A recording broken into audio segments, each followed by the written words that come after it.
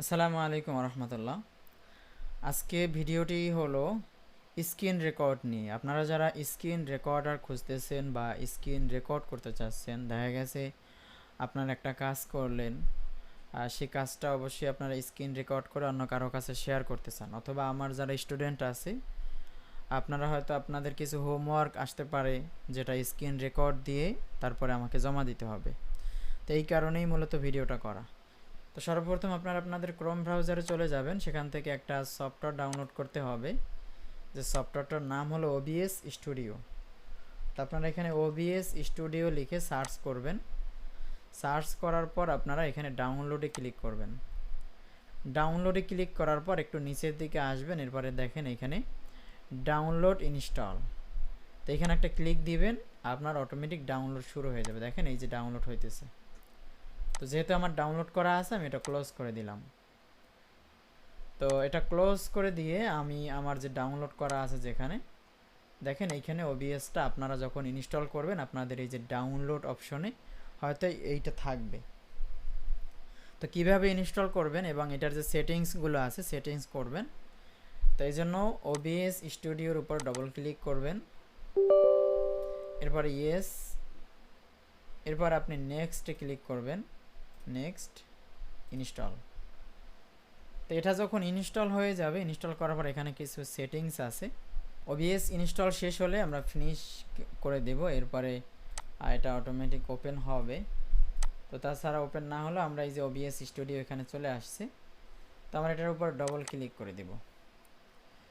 তো double click করে দিলে এরকম একটা উইন্ডো আসবে। প্রথমত এই অপশনটা থেকে প্রথমত যে অপশনটা আসবে এটা আমি ক্লোজ করে দিলাম। আপনারা প্রথম যখন ওপেন করবেন উইন্ডোটা এইরকম চলে আসবে। তো এখানে আমি যে সেটিংসে ব্যবহার করি এই সেটিংসটা আপনাদেরকে দেখাবো। তো আমরা যদি স্ক্রিন রেকর্ড করতে চাই সেক্ষেত্রে এখানে দেখেন একটা অপশন আছে সিন, এবং এইখানে আছে সোর্স। সিন এবং সোর্স এই দুইটা জায়গায় আমাদের গুরুত্বপূর্ণ কিছু কাজ আছে। তো এর আগে আমরা একটু ছোটো করে নিই এটা।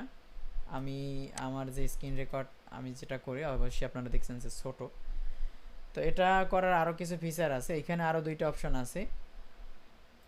তো এটা আমরা এইটার মধ্যেই রেখে দিই, যেহেতু আমার এটা প্রয়োজন নাই, তাহলে আমরা এটা আরও একটু ছোটো করতে পারবো। আমার ওবিএসটা একদম এইরকম রাখি। তো এরপর এখানে সিন, এখানে এখন বর্তমানে একটা সিন নেওয়া আছে, আমি চাইলে এটাকে ডিলিট করে দিতে পারবো, অথবা এখানে মাইনাস ক্লিক করলে এটা ডিলিট হয়ে যাবে। ঠিক আছে। তো প্রথমত আপনি চাইলে এখানে যে কয়টা মনে চায় এক একটা সিন নিতে পারবেন, মানে এক এক সিনের ভিতর এক একটা রাখতে পারবেন। তো সিন প্রথমত যেটা থাকে এটাই আপনি নিয়ে নেবেন। এটাই সিলেক্ট থাকা অবস্থায় এইখানে লেখা আছে সোর্স, এই সোর্সে আপনি রাইট বাটন ক্লিক করবেন, এবার অ্যাডে ক্লিক করবেন। এখন এখান থেকে আপনি কি কাজ করতে চান, আপনি এখান থেকে ইমেজ নিতে চান বা ব্রাউজার সিলেক্ট করতে চান। তো যেহেতু আমরা আজকে কথা বলবো হলো স্ক্রিন রেকর্ড নিয়ে, সেক্ষেত্রে আপনারা ডিসপ্লে ক্যাপচার এটাকে ক্লিক করে দেবেন, এরপর ওকে প্রেস করবেন। তো ডিসপ্লে ক্যাপচারে ক্লিক করার পর এখানে ডিসপ্লেটা চলে আসবে, তারপর ওকে প্রেস করবেন। এরপর আপনি চাইলে এটা অ্যাডজাস্টমেন্ট করে দিতে পারেন। তাহলে দেখেন আমরা কি করি, অনেক সময় এখানে ডিসপ্লে ক্যাপচার নেয়ার পর এখানে আবার মাইক্রোফোন নেই। তো যেহেতু আমাদের অলরেডি দেখেন এখানে কিন্তু মাইক্রোফোনের আওয়াজটা হইতেছে, এরপরে যদি আরও একবার মাইক্রোফোন নেই সেক্ষেত্রে আওয়াজটা ডবল হবে, মানে সাউন্ডটা ভালো হবে না। একদম মেইন সাউন্ডটা পেতে হলে আপনাকে এই যে দেখেন এখানে ডেস্কটপ অডিও এবং মাইকের যে অডিও দুইটা কিন্তু অলরেডি সিলেক্ট করা আছে। 2 নম্বর সিনে আপনি যদি চান এখানে অন্য কিছু নিতে সেটাও নিতে পারেন। তো 1 নম্বর সিনেই আমরা শুধু ডিসপ্লে ক্যাপচার নিলাম। এখন আসি, আমরা এখন যদি রেকর্ড করি আমরা এই রেকর্ডটাকে পজ করতে পারবো না, এরপরে এমবি অনেক বেশি উঠবে। তো এখন এটাকে সেটিংসে যাব, আমরা সেটিংসে ক্লিক করব। সেটিংসে ক্লিক করার পর এখানে আউটপুটে চলে আসবেন। আউটপুটে চলে আসার পর এখানে প্রথমত যেটা করবেন আপনি এখানে যে ব্রাউজ, আপনি এই ভিডিওগুলো কোথায় রাখতে চান, স্ক্রিন রেকর্ড যে হবে এগুলো আপনি কোথায় রাখতে চান, সেক্ষেত্রে আমি ব্রাউজে ক্লিক করলাম। এবার আমার একটা লোকেশন দেখাই দেবো। তো আমি একটা ফোল্ডার তৈরি করে রেখেছি, দেখেন এখানে এই যে OBS video new select folder, তাহলে ওইখানে সব যাবে। অ্যাপ্লাই করে দিলাম। এরপরে এখান থেকে রেকর্ডিং কোয়ালিটি, তো এখানে সেম অ্যাজ স্টিম মানে একদম যেই ফুটেজটা আছে মানে এটা একটা অনেক হাই কোয়ালিটি। তো আমরা 2 নম্বরে যেটা আছে এটা সিলেক্ট করে দেব। এরপরে রেকর্ডিং ফরম্যাট আপনি কোন ফরম্যাটে রাখতে চান, MP4, তবে আমি MKV এই ফরম্যাটে রাখি। তো এটা হবে কি লং টাইম ভিডিও করতেছেন, আমি দেখেছি 1-1.5 ঘন্টা ভিডিও করলে মাত্র 1 থেকে 150 MB 200 MB এরকম হয়। তো এখন সেটিংসটা দেখেন, আমাদের স্ক্রিন রেকর্ড করতে মূল যে সেটিংসটা প্রয়োজন হয়, এই যে আমরা প্রথমত কি করলাম, এখানে ব্রাউজ করে দিলাম, মানে ব্রাউজারটা দেখাই দিলাম আমার এখানে ভিডিওটা কোথায় থাকবে, এবং রেকর্ডিং কোয়ালিটিটা এটা 2 নম্বরে নিয়ে আসলাম। এরপরে ওকে অ্যাপ্লাই করে ওকে প্রেস করবেন। এরপরে এটা চাইলে আমরা মাঝ বরাবরও নিয়ে আসতে পারেন, এটা আপনার সেটিংস মানে আপনার অনুযায়ী। এটা যদি আপনি আরও ছোটো করতে চান সেক্ষেত্রে এই যে আরও ছোটো হবে। আর এই যে সোর্স এবং সিন, এটাও অনেক সময় আমি এটার মধ্যেও রাখা যায়, তাহলে হবে কি এটা আর একটু ছোটো করা যাবে। তাহলে সোর্স সিন এখান থেকে পরিবর্তন করতে হবে।